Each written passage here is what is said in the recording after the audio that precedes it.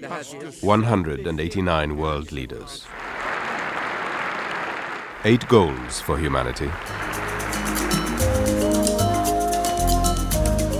In 2000, the international community vowed to make the world a better place.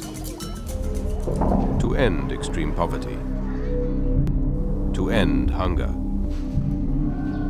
To end inequality.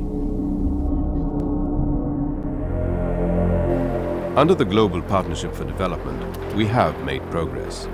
Governments from the developed and developing worlds, supported by the UN system, by civil society and other partners, have taken action. We've begun to reduce the deadly impact of AIDS, malaria and other diseases. 30-year-old Anne-Rose Toussaint is at a health center in Haiti that tests 150 patients for AIDS every day. My husband also did the test. Both tests were negative.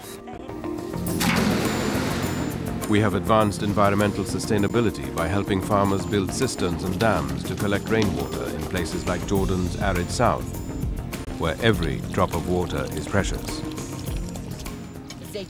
Building the cistern really has made a difference, and now the olive trees get enough water. I think it really has saved us. Climate change is making water increasingly scarce everywhere. But the target to cut in half the number of people without safe drinking water is within reach.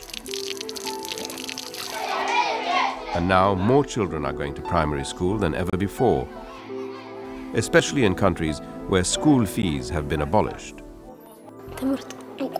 Education is very important.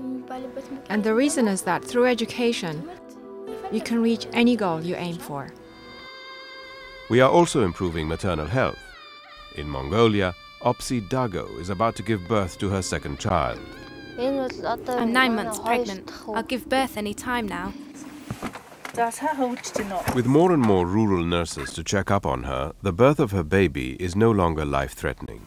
If we act and provide all women with access to health care, most maternal deaths could be prevented. In China, industrialization has lifted millions out of poverty. After working for others, Luo Chang'an and her husband saved enough money to start their own small company.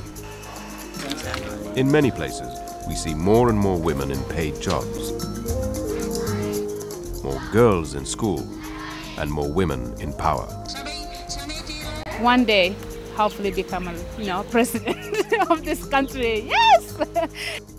But more than halfway to the target date of 2015, we are not on track. The gaps are wide, the obstacles steep.